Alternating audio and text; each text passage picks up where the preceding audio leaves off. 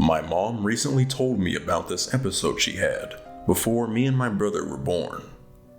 My mom and dad had just moved into a completely new house. There were no neighbors yet, since they had just started building in the area. It was my dad's first time leaving the house for work, and 2 minutes after he left, the phone rings. My mom is home alone and picks up the phone.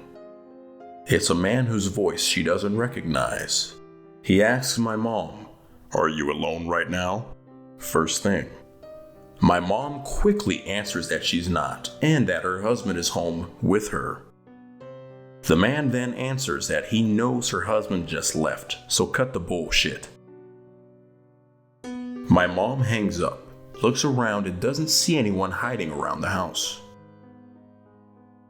There's not really any hiding places. It's an open space, ready for new houses to be built. My mom hides behind the kitchen counter, terrified. This was before it was normal to have a cell phone.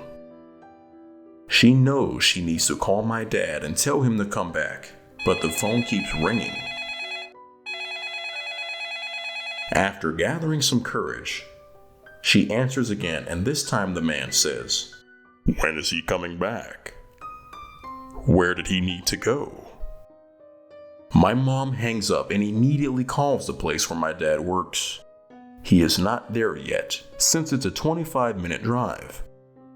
She tells his co-workers to tell him to drive straight home when he arrives. She hides behind the kitchen counter once again and waits for my dad to come home. The phone rings 2 more times during the 40 minutes, and then my dad finally arrived home. He searches the area, but there's no one there.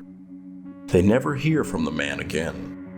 My mom is still kind of scared to be home alone, even though it's been more than 25 years since this happened.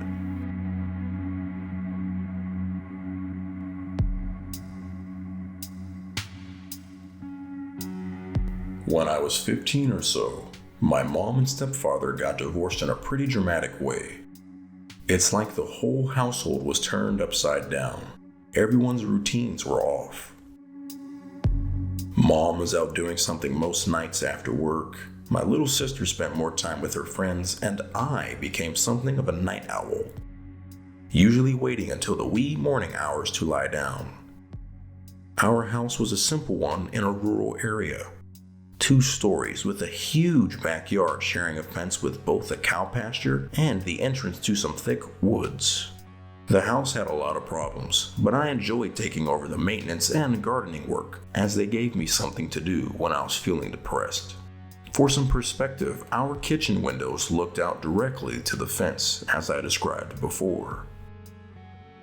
The left half of the fence bordered one of the back corners of the big cow pasture, while the right half bordered the entrance to the woods, which had a rather overgrown trailhead just barely visible from the kitchen window. For the most part, though, all you could see was overgrown grass and shrubbery at least 4 or 5 feet high, and some low-hanging trees of mixed oak and cedar.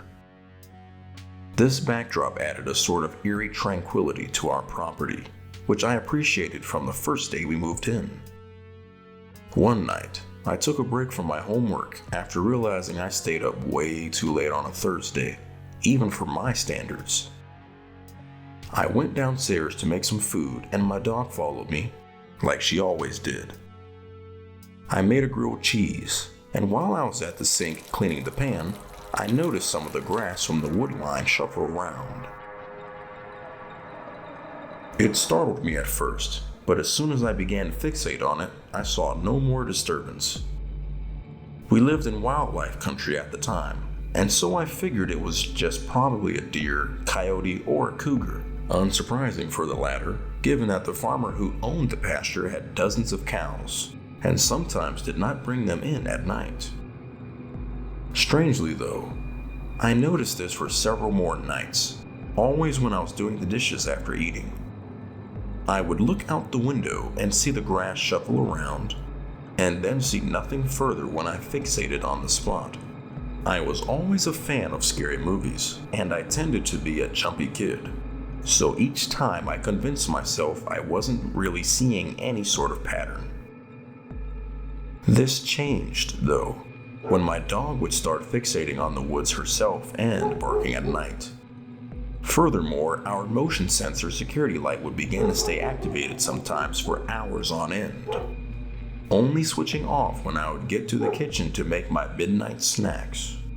Eventually, I told my mom about all of this, and while she initially seemed concerned, she pointed out that we did live behind the woods after all, and so we should expect animals or occasional homeless squatters near our property. She said that if I was concerned, I could always call the police or animal control. I didn't disagree and, for the most part, gave the matter no further thought each night. One night, though, I decided that a 1 a.m. dip in our hot tub in the backyard sounded good. I changed, and my dog and I went outside. I climbed in the tub, closed my eyes, and zoned out like usual. I was whipped awake when I heard a loud crunch, followed by what sounded like someone falling over into some bushes. I stood up, turned around, and shouted, "Who's there?" But no one replied. It was dead silent, and I had the creeps. I put my robe on and went inside. The next day, I told my neighbor friend and crush about this, and she thought I was being ridiculous, but nonetheless agreed to go with me to check out that part of the woods, to see if there was any evidence of anyone or anything hiding in the direction I heard the noise coming from. We stomped through the woods until we got to where we could see the back of my house. We checked under every shrub and blackberry bush, but found nothing. It was probably a coyote or something, deciding on whether or not you would make a good dinner, the neighbor girl said, snarking. I playfully flipped her off, then laughed, quietly relieved that there was no creepy person stalking me the previous night. Well, of course I might have been wrong about that, because that night, when I was making my usual sandwich, our security light came on, and I raced to the back door to see what was up. I saw what I could barely make out to be a shadowy 6-foot or so figure disappear from the trailhead and into the brush to the right of it. My heart skipped a beat, and my dog, probably sensing my nerves, began barking wildly. I opened the door and shouted, "The fuck's out there? Come out!" Of course, there was nothing but silence. After sitting in the dining room for an hour, I figured I was being paranoid and seeing what I was subconsciously afraid of being out there. I called my neighbor back, and she, surprisingly, did not call me crazy, and told me she would tell her dad about it in the morning. I never saw this sort of thing again, and my neighbor's dad chalked it up to being a homeless person camping out in the woods. Or, at the very most, a stalker from one of the houses around ours. Something he explained wouldn't be surprising, as my sister was quite a looker, and he thought it made sense that she would have a stalker, as if that was supposed to make me feel better. Well, I suppose it did in the end, as months passed and I forgot about it fairly quickly. That is, until a local news bulletin came out about a sexual predator having been recently apprehended by local police. After a report from a couple living a few houses down from us was filed about the wife being approached by the tall and gaunt man in the evening hours as she was watering her garden boxes. She said he suddenly appeared from the woodwork, quietly as if he were trying to sneak up on her. When she noticed him, she demanded his name, but he darted back into the woods. She called the sheriff immediately, and a half an hour or so the department combed through the woods and apprehended the man, who was hiding under a fallen tree. All the report said was the man claimed that he was living in the woods for months, surviving on snacks from a nearby gas station, and would not give a reason for why he was out there. However, he was apparently wanted for numerous sexual offenses on minors and vulnerable adults some years prior, whatever those ended up being. Now, years later, I still get uncomfortable looking into the woods at night, anywhere I live. Who can blame me?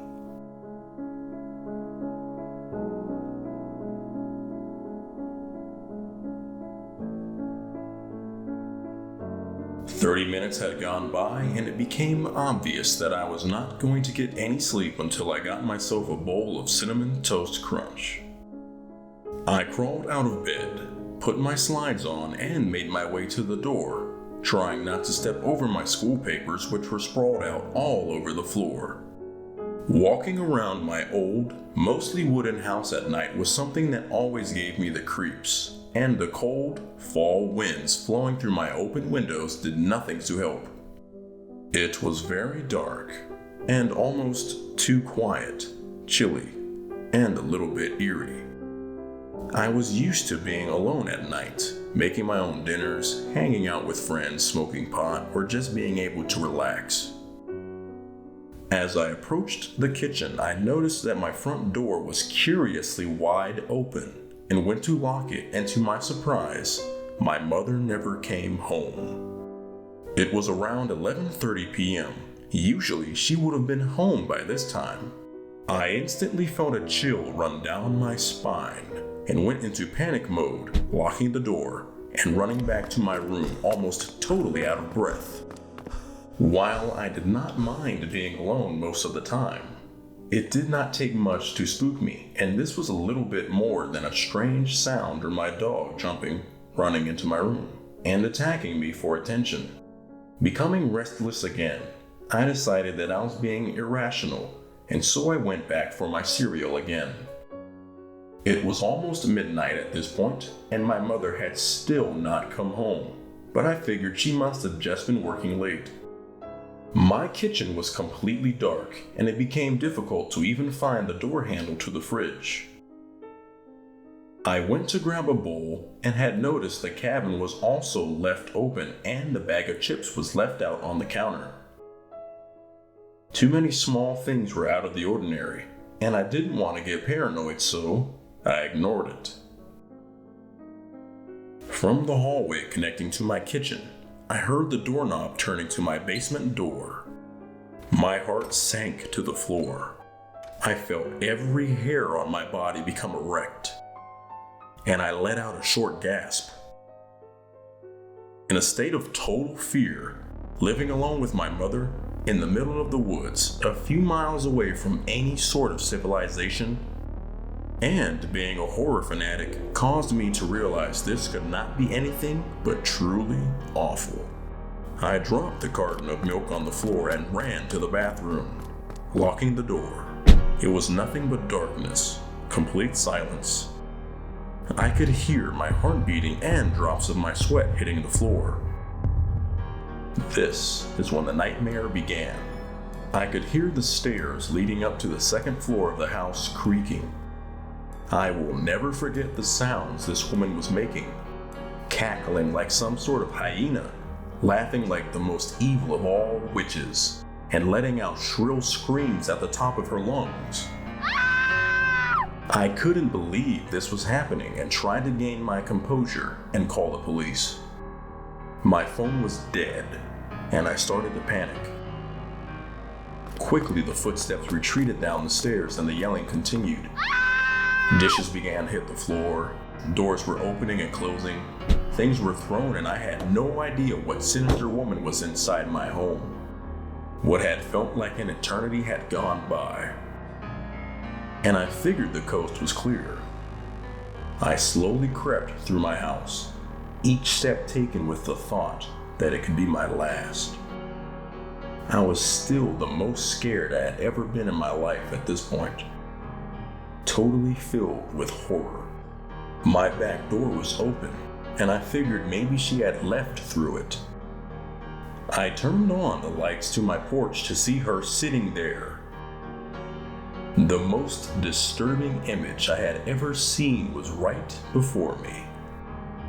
In her hands laid my dog, mutilated and mangled, looking down at the lifeless, limp German Shepherd she was playing with.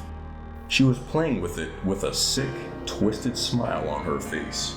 She was barefoot, wearing raggedy clothes, and had her gray hair in a mess. I let out the loudest, most terrifying scream I have ever let out. Ah! When she snapped up at me, throwing my dog away like it was a toy. I was able to slam the glass door shut before she had finished darting towards me. She stared at me for a few seconds, turning her head and putting on a sick smile with the teeth that she had left. Her menacing blue eyes and wrinkled face gazed through the glass into my soul. And she began to bang on the glass, screaming with nonsense. I stood there frozen in fear, deeply disturbed, but mustered up the strength to run for the other side of the house. As her banging and screaming continued, I got on my bike and as fast as I could got away from the house and never looked back. I was still breathing as if I had just finished a marathon and began to cry uncontrollably. I had never experienced fear like that before, and could not get the image of her face pressing into the glass staring at me, and the thought of what she would have done to me. Luckily, my friend left his door unlocked and I got into his house to spend the night. I woke him up to tell him everything that had happened, and he comforted me the whole night. Not being able to sleep, I was able to see the sunrise and made some tea and toast for breakfast. I put on the TV for some noise to distract my mind and the news was left on. My eyes opened wide and my heart sank deep as it had before. On the screen read the headline, "Woman wanted and on the run for murder in a Catalanca area." The image of the woman appeared on the screen and a news reporter was explaining the gruesome murders that had occurred last night in my town. They believed it was on a drug craze and that it was a violent act of pure impulse. I couldn't believe I was alive at this point. Immediately, I went to the police station, calling my mom, explaining what happened to me. The whole time as I sat there waiting, looking on my phone at the pictures of the victims, the horror that they must have gone through, I will never forget the image of her sitting there playing with my dog, her smile, and those screams.